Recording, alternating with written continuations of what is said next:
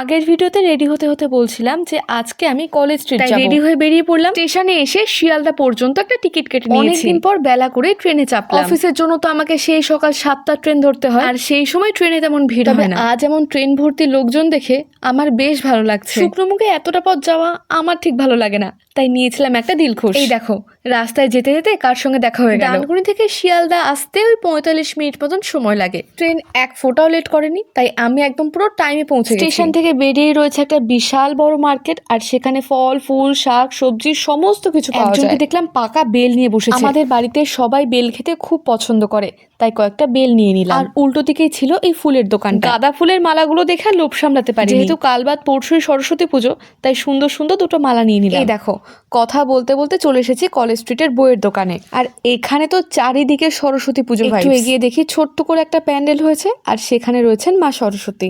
আমার ভাই এবছর ক্লাস 8-এ উঠেছে, ওর জন্য অনেকগুলো খাতা নিতে হবে। এখানে প্রত্যেকটা দোকানে কেজি দরে খাতা পাওয়া যায়। এই দোকানটা থেকে আমি 5-6 কেজি মতন সাদা পাতার খাতা নিয়েছি। এই বছরের মতন ওর এতেই হয়ে যাবে। ফেরার সময় রাস্তার ওই পারে দেখি আর একটা প্যান্ডেল হয়েছে। দাঁড়াও, ঠাকুরটা তোমাদের কাছ থেকে দেখাই। মূর্তির সাজসজ্জা বেশ কিছুটা বাকি, কিন্তু এখনই দেখো ঠাকুরটা কি সুন্দর লাগছে। 6 কেজি খাতা টানতে টানতে আমার অবস্থা খারাপ হয়ে গেল। কেনাকাটি সেরে চলে আসলাম স্টেশনে।